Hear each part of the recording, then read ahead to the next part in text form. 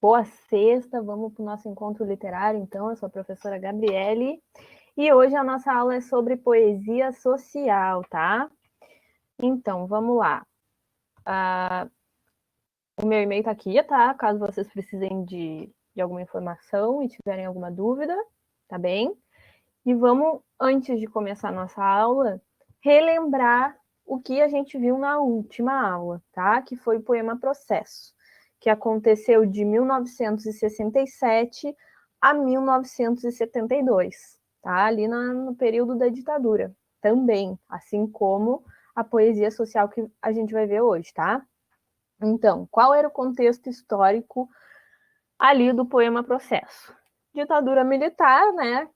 Conhecemos, estava rolando a censura a mil e os anos de chumbo ali, o auge da repressão dentro da ditadura militar, tá?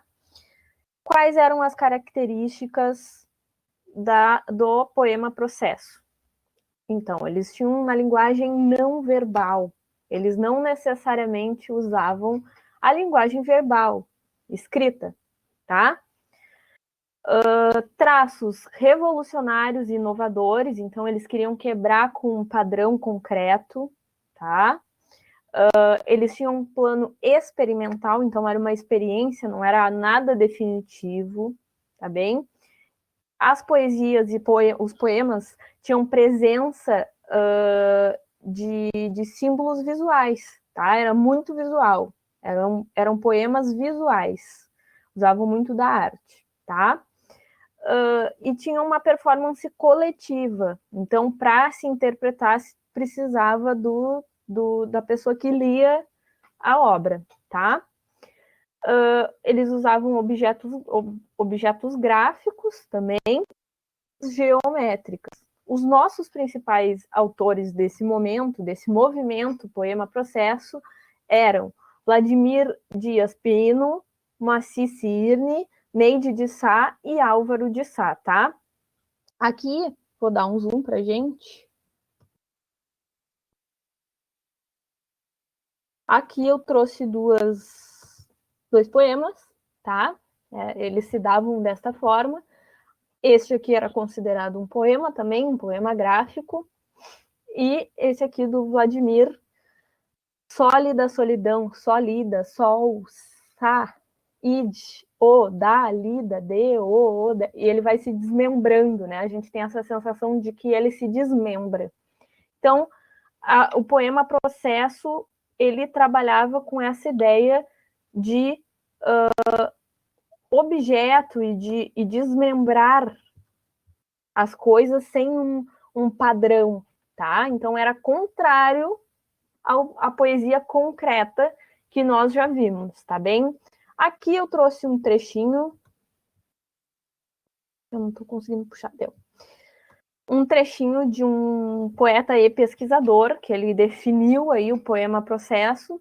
Então, o poeta e pesquisador Filadelfo Menezes, 98, definiu que o poema Processo é a poesia semiótica, sem chave léxica, que cumpre um movimento sequencial de algo que se desenvolve linearmente, passo a passo, em uma narrativa com começo, meio e fim. Nesse sentido, a chave léxica é também uma animação semântica fundamentalmente importante porque incorporou a arte pop, tá?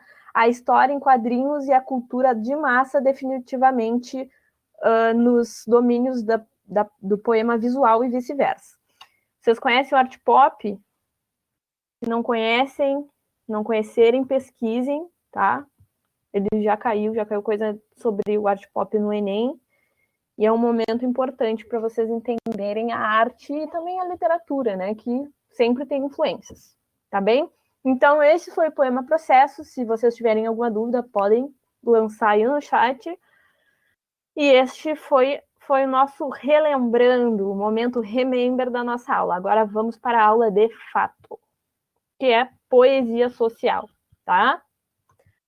Contexto histórico, então, da poesia social foi ali no mesmo momento de ditadura militar. O que estava rolando? Greve geral dos trabalhadores, golpe militar que derrubou o João Goulart, tá?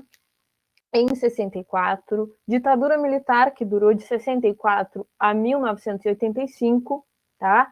A censura rolando muito forte, então os nossos poetas da poesia social foram censurados, precisaram se exilar do país, porque senão eles ficariam presos. Então foi um momento muito delicado da nossa história e a poesia social foi muito necessária até para despertar o nosso povo, né? O pensamento crítico do povo, tá? E o Congresso também aprovou a lei da inelegibilidade, que fez com que a ditadura perdurasse por mais tempo, tá bem? Que uma imagem de uma manifestação contra a censura pela cultura, tá? E as características, então, da nossa poesia social.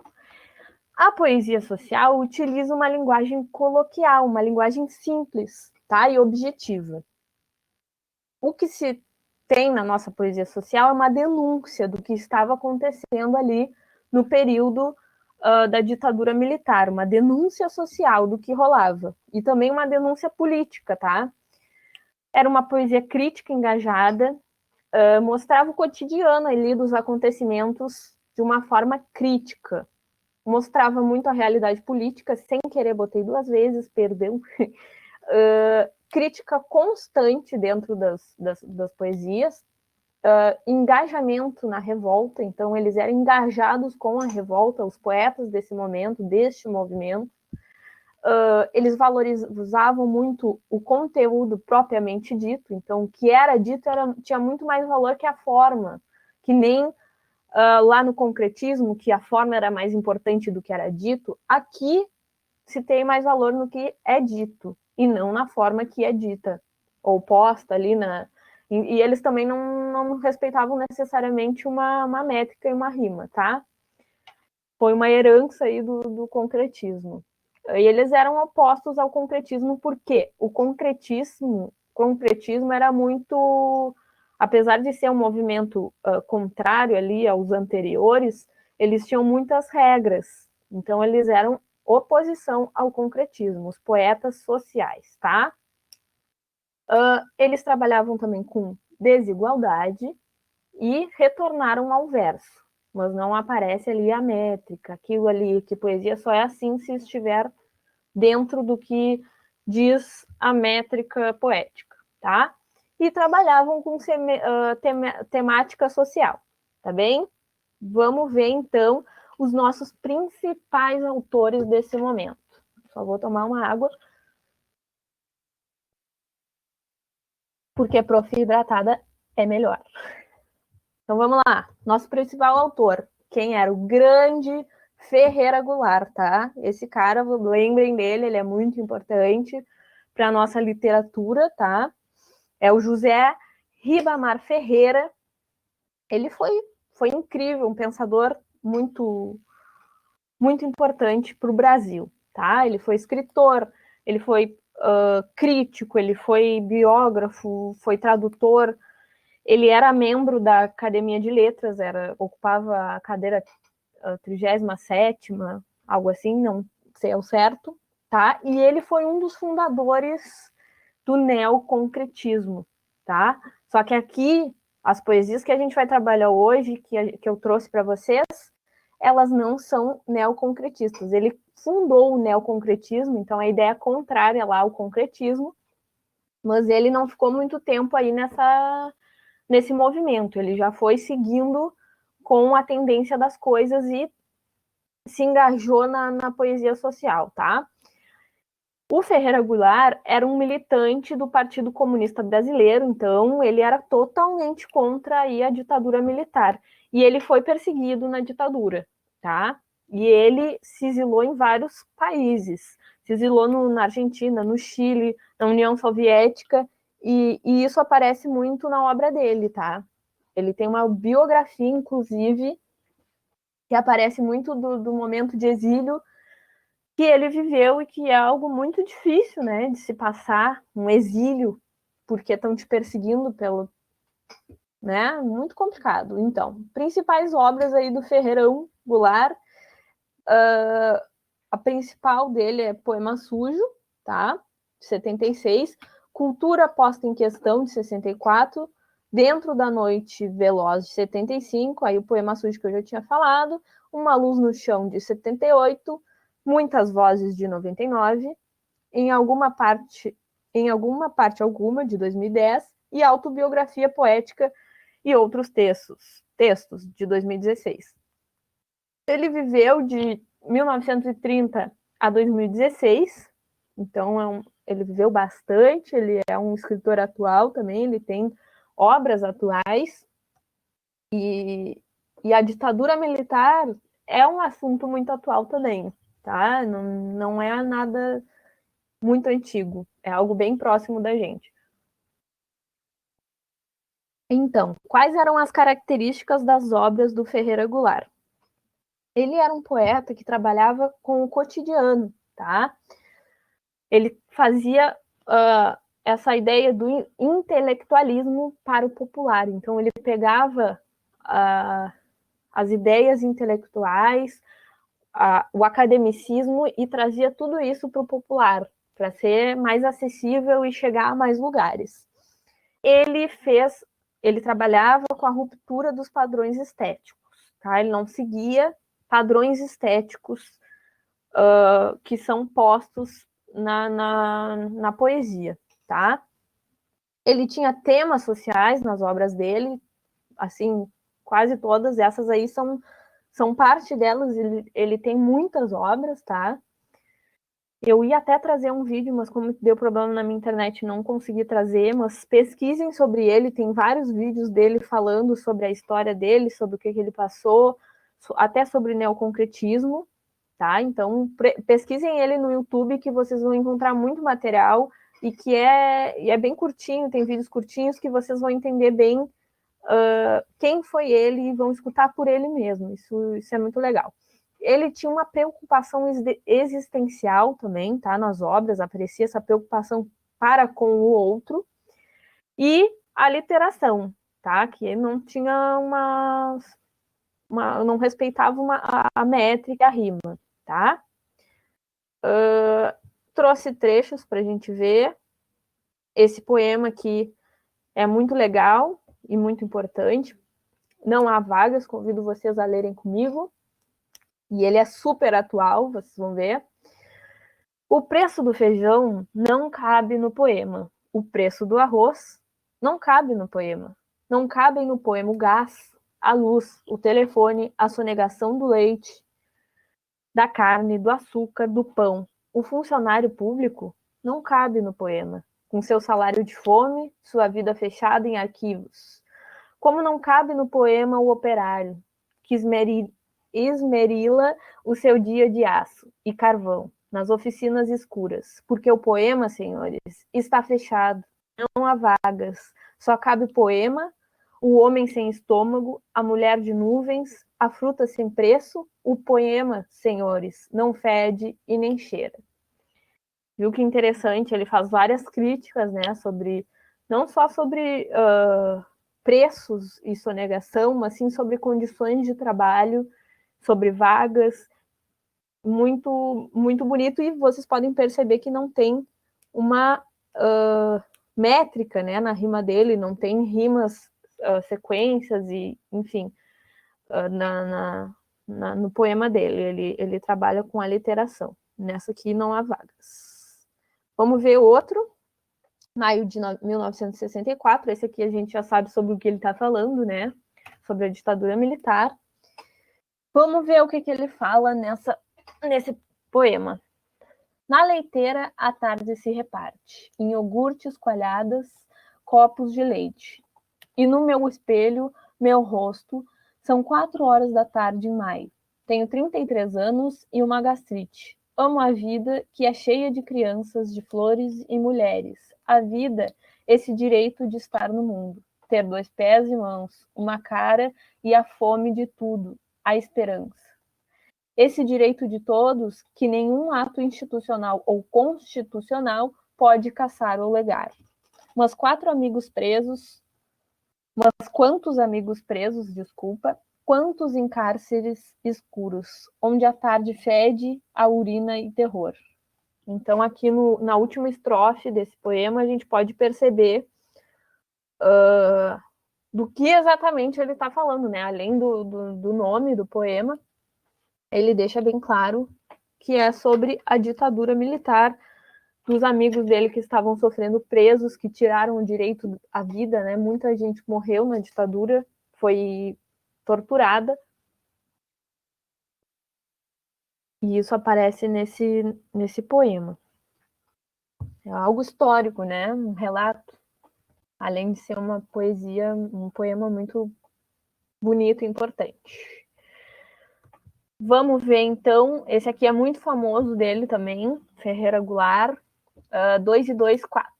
Com 2 e 2 são 4. Sei que a vida vale a pena, embora o pão seja caro, e a liberdade pequena. Sei que 2 e 2 são 4. Sei que a vida vale a pena. Como 2 e 2 são 4, sei que a vida vale a pena. Embora o pão seja caro e a liberdade pequena. Como os teus olhos são claros e a tua pele morena, como é azul o oceano e a lagoa serena. Como um tempo de alegria por trás do terror me acena. E a noite carrega o dia. No seu colo de açucena, sei que 2 e 2 são 4. Sei que a vida vale a pena, mesmo que o pão seja caro e a liberdade pequena. Essa estrofe aí é muito bonita, né? Como 2 e 2 são 4, sei que a vida vale a pena, embora o pão seja caro e a liberdade pequena. É uma referência, né? Aquele dito, é um ditado, né? Me esqueci agora, não vou falar. Não vou citar porque me esqueci para não falar coisa errada.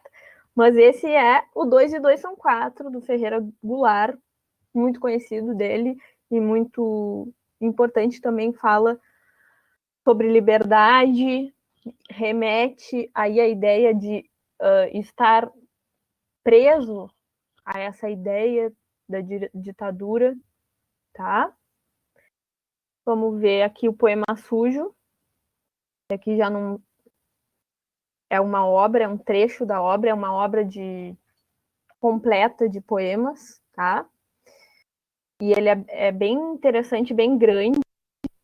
E eu trouxe só um trecho para vocês saberem mais ou menos como é que é também sobre o que ele fala aqui. Aqui ele não deixa nada muito claro. Esse livro, Poema Sujo, ele escreveu quando estava exilado, tá? Na Argentina. E é de 76, né? Tava ali, 76. Tá, vamos ver então o Poema Sujo. Turvo, turvo, a turva, mão do sopro, contra o muro, escuro, menos, menos, menos que escuro. Menos que mole e duro, menos que fosse o muro, menos que furo, escuro, mais que escuro, claro, como a água, como a pluma, claro, mais que claro, coisa alguma e tudo, ou quase. Um bicho que o universo fabrica e vem sonhando desde as entranhas, azul. Era o gato, azul era o gato, era o galo, desculpa. Azul o cavalo, azul teu cu. Ele, o Ferreira Goulart, usa palavras até de baixo calão nesse livro, Poema Sujo. Ele tem vários palavrões pesados, mas é uma obra muito necessária para entender até a biografia, né, do Ferreira Goulart, do que ele estava passando. Imagina a revolta de uma pessoa que precisa sair do seu país para não ser presa ou até morta, né? Agora, vamos para o outro autor deste momento, que é o Tiago de Mello. São 3, eu trouxe 2. Tem também o Afonso Romeno de Santana, tá? Trouxe 2 hoje, mais várias questões para gente fazer. 3 questões, tá? Então, esse é Tiago de Mello, que viveu de 1926 a 2016 também. Ele foi outro autor que foi preso na ditadura militar e ele se exilou no Chile, tá?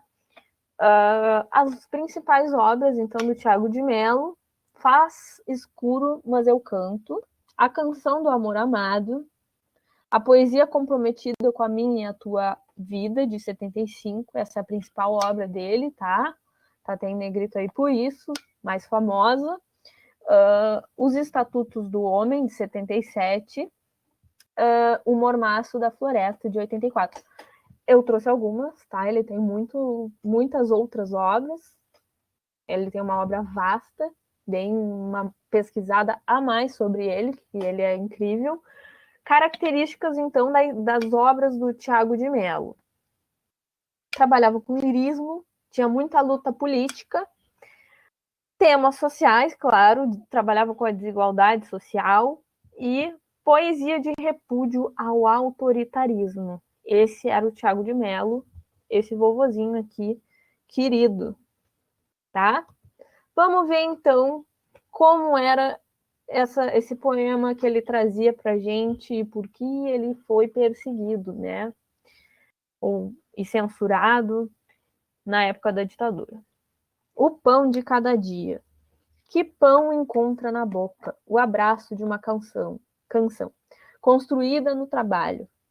Não a fome fatigada de um suor que corre em vão, que o pão do dia que não chega, sabendo o travo de luta e o troféu de humilhação.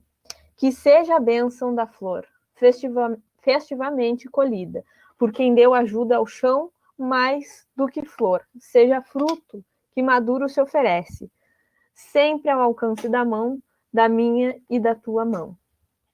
Então aqui ele fala sobre, né, o direito de ter comida dentro de casa, que deveria ser um direito a todos. E que não é bem assim que acontece, né? E esse é o tema desse poema aqui, do Tiago de Mello. Eu trouxe outro, que é os Estatutos do Homem. Esse é um pouquinho mais longo, vou até dar um zoom, para a gente enxergar direitinho.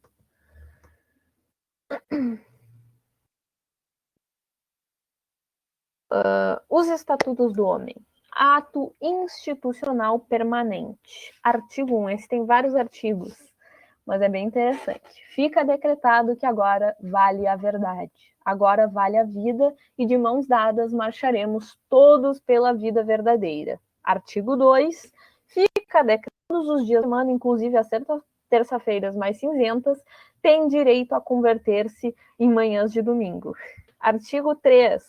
Fica decretado que a partir deste instante haverá girassóis em todas as janelas, que os girassóis terão direito a abrir-se dentro da sombra, e que as janelas devem permanecer o dia inteiro abertas para o verde, onde cresce a esperança. Artigo 4.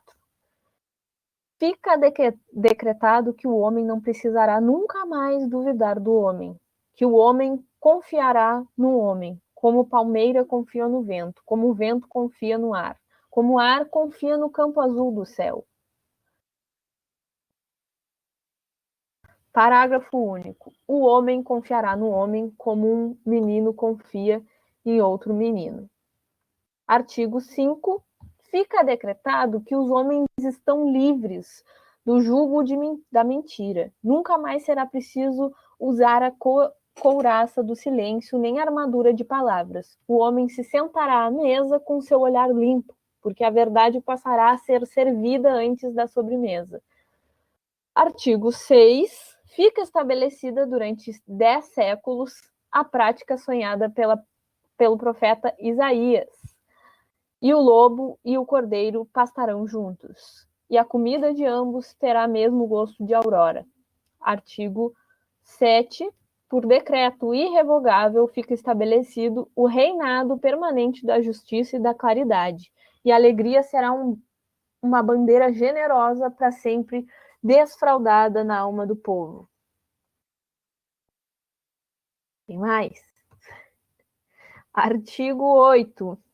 Vamos lá, vamos terminar os artigos, que é muito bonito esse poema.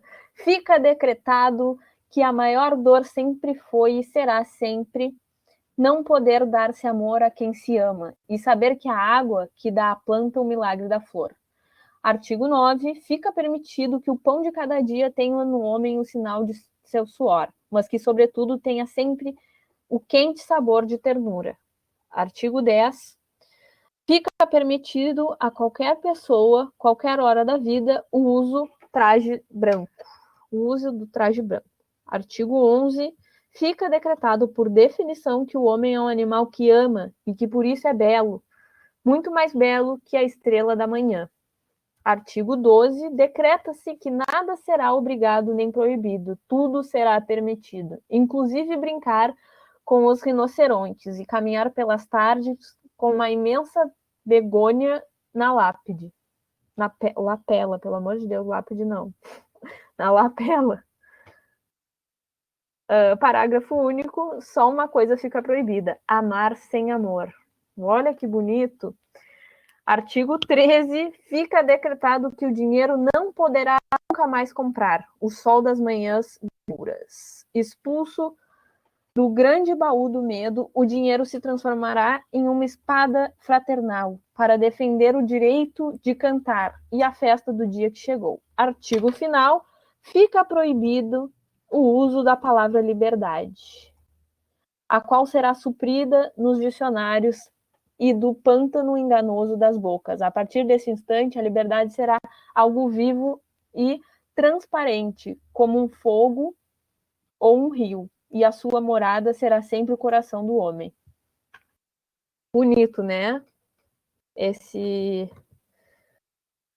poema aí do Tiago de Mello, Os Estatutos do Homem, o que ele acreditava que deveria ser e revogar como lei, tá? Muito bonito e atual também, né? Algo que a gente deveria seguir, amar com amor, proibido amar sem amor. Agora que a gente viu todos esses dois autores, tá? E viu mais ou menos aí como são as poesias dele, os temas. Aqui, Tiago de Mello trabalha muito com a questão existencial do homem, as funções básicas da existência humana, tá? E política também, e direitos básicos. Ferreira Goulart trazendo também muita política para a sua poesia, direitos sociais, a luta social, e também um tom biográfico aí do Ferreira Goulart. Agora vamos para as nossas questões. Essa aqui foi uma questão de 2010 do Enem, caiu Ferreira Goulart. Então vamos ver o que a Enem pediu para a gente da questão. Ferreira Goulart, um dos maiores poetas brasileiros da atualidade, é o autor de Bicho Urbano, poema sobre sua relação com as pequenas e grandes cidades. Bicho Urbano. Se disser que prefiro morar em Pirapemas, ou em outro qualquer pequena cidade do país, estou mentindo. Ainda que lá se possa de manhã lavar o rosto no orvalho e o pão preserve aquela branca sabor de alvorada. Aquele branco sabor de alvorada. Vou dar um zoom, porque senão não vou enxergar. A natureza me assusta, com seus matos sombrios e suas águas. Suas aves, que são como aparições, me assusta quase tanto quanto esse abismo de gases e de estrelas aberto sobre minha cabeça. Tá? Esse é o poema que o Enem traz, Bicho Urbano. Vamos ver o que o Enem pede. Embora não opte por viver numa pequena cidade, o poeta conhece elementos de valor do cotidiano das pequenas comunidades. Para expressar a relação do homem com alguns desses elementos, ele recorre à sinestesia, construção de linguagem em que se mescla impressões sensoriais diversas. Assinale a opção em que se observa esse recurso. Lembram da sinestesia? É uma figura de linguagem, tá? E trabalha com a mistura de elementos sensoriais, o tato, o paladar, o olfato, tá? A visão.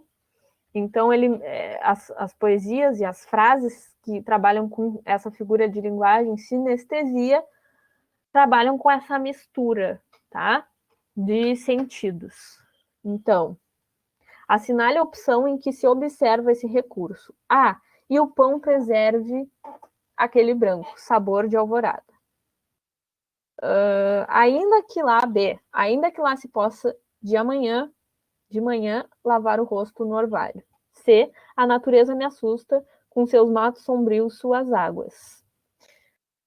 D, suas aves que são como aparições. Me assusta quase tanto quanto. E me assusta quase tanto quanto esse abismo de gases e de estrelas. Vou botar uma enquete. B, C, D e E para vocês responderem.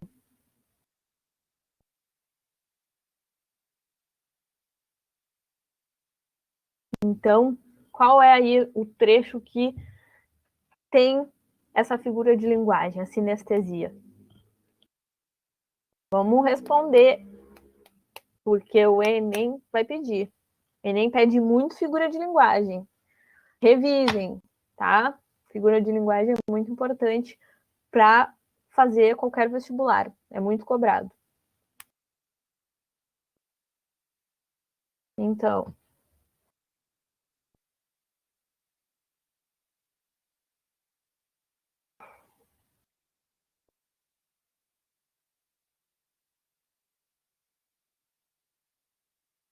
vamos ver então qual é a resposta.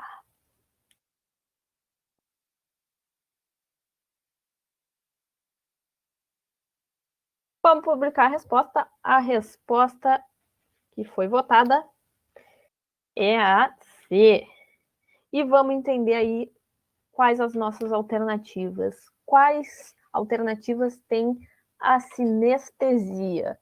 Então, o pão e o pão preserve aquele branco, visão que se vê o branco, com sabor, o sabor de alvorada.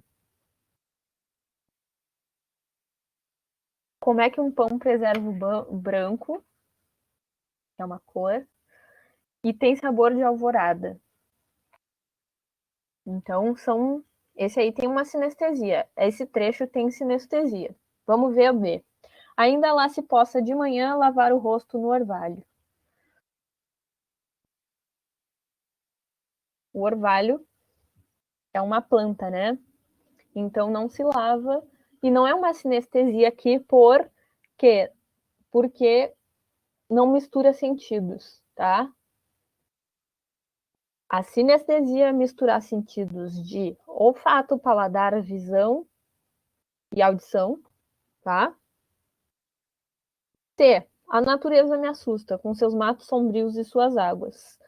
Aqui também não é uma sinestesia, porque te assusta, não é uma mistura de sentidos. Os matos sombrios e suas águas, tá? Não é uma mistura de sentidos, continua sendo sempre o assustar, o medo, tá?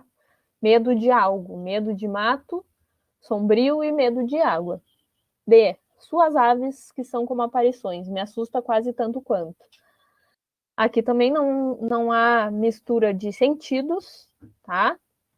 Porque continua aí, suas aves são como aparições, me assusta quase tanto quanto. Aqui a gente tem só a visão e o sentimento de medo. E me assusta quase tanto quanto esse abismo de gases estranhos. Mesma situação da D e da C. Então, a opção correta é a letra A, tá? O pão preserve aquele branco sabor de alvorada. Ele fala de visão, de ver o branco e sabor, tá? Então, sinestesia, mistura de sentidos, tá bem? Prestem atenção. É a letra A, essa questão. Vamos ver a nossa próxima questão, antes que acabe a nossa aula. Essa aqui é uma questão da Faculdade de Londrina, UEL. Não há vagas, trouxe aquela poesia que a gente leu mais cedo. Não há vagas do Ferreira Goulart. Cai bastante vestibular, hein? Ferreira 1. Não há vagas. O preço do feijão.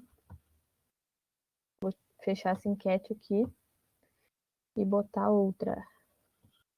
Eu vou ter errado, era A, mas não sei se estaria certa. Sim, estava certo, Luísa.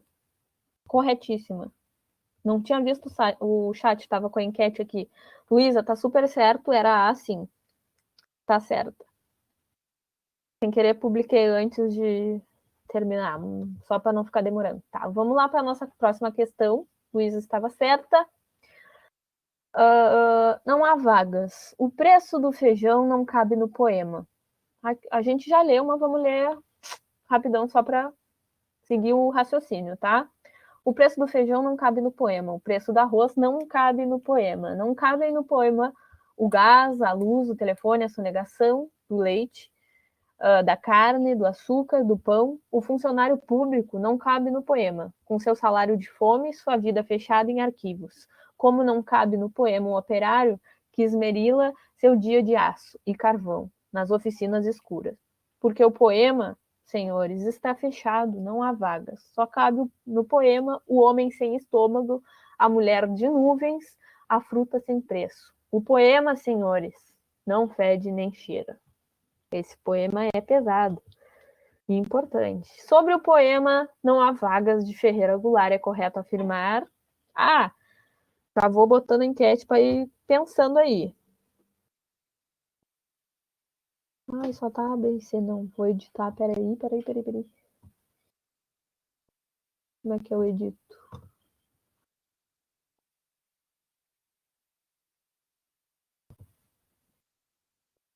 Não tá indo, mas... Vamos lá, vamos ver as nossas opções.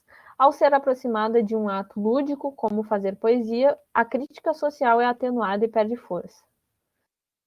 O que é correto afirmar sobre este poema?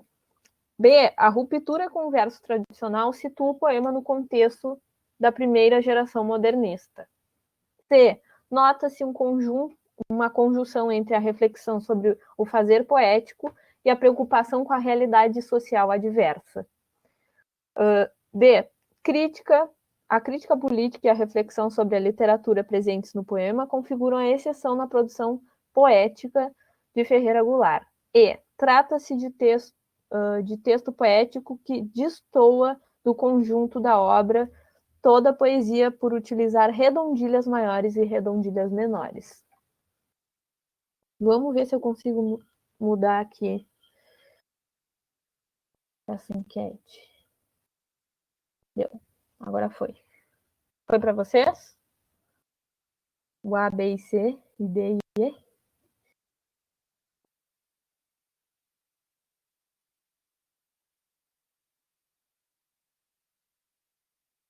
Então, sobre o poema Não Há Vagas, de Ferreira Goulart, é correto afirmar. O que aparece aqui nesse poema?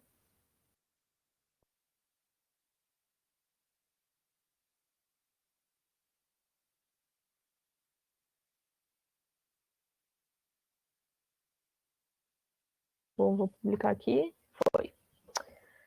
Exatamente, corretíssimo. C. Nota-se uma conjunção entre a reflexão sobre o fazer poético e a preocupação com a realidade social adversa. Então, aqui no Não Há Vagas, ele demonstra uma preocupação sobre o fazer poético, porque ele fala sobre o poema cabe ou não cabe isso ou aquilo, e principalmente aparece a preocupação, né, com a crítica, a preocupação com a realidade social das pessoas, né, que é o que eles têm acesso, as horas de trabalho, né, o que chega até as pessoas, o quanto eles trabalham e recebem pouco. Então, é uma crítica social e é um fazer poético. Tá? Então, corretíssimo. Acertou, Luísa, certíssimo. Nota-se uma conjunção entre a reflexão sobre o fazer poético e a preocupação com a realidade social adversa, tá? Última questãozinha para a gente fechar a nossa cesta de estudos. Vamos ver, então.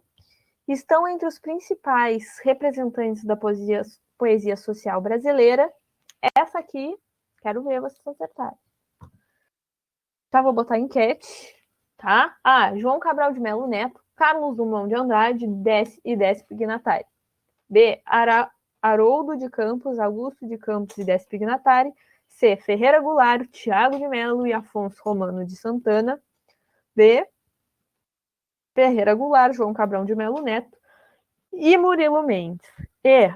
Paulo Leminski, Torquato Neto e o Ali Salomão. E aí, qual é a resposta?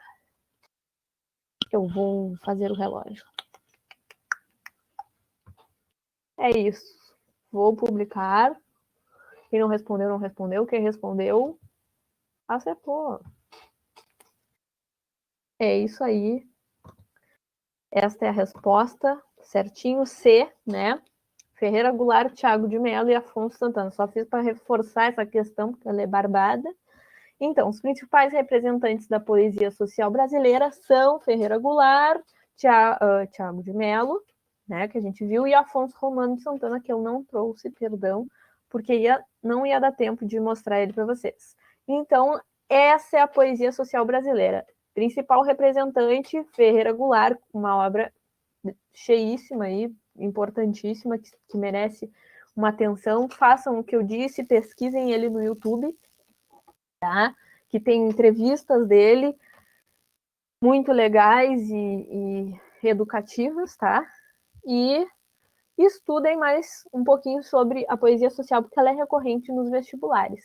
Principais autores: Ferreira Goulart, Thiago de Mello e Afonso Romano de Santana. Poesia social trabalha com crítica social, um olhar crítico para situações sociais, tá?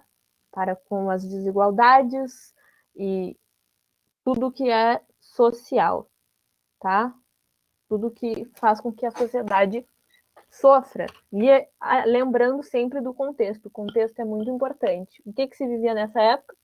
Ditadura militar, tá? Então, isso aparece muito na poesia social. Esse tema sobre repressão, sobre censura, sobre se exilar. A maioria dos autores e artistas precisaram se exilar, foram presos, tá? Foi um momento muito delicado da história do Brasil. Essa foi a nossa aula de hoje. Muito obrigada pelo tempo de vocês, tá? Sigam a gente lá no YouTube. Se inscrevam no nosso canal, perdão. E qualquer dúvida que ficar na aula, volta lá para ver, que vai estar lá, daqui uma semaninha já está a aula. Sigam a gente no Insta, no Twitter e curtam a nossa página no Facebook. Qualquer dúvida, só chamar a gente no WhatsApp ali, que tem grupo de monitorias, também tem e-mail dos profs aí no início da aula. Tem meu e-mail, qualquer dúvida podem mandar lá. Também temos o grupo e o Drive com todos os nossos documentos. Por hoje é isso. Um bom final de semana a todos, tá? Um beijo e se cuidem. Tomem todos os cuidados necessários.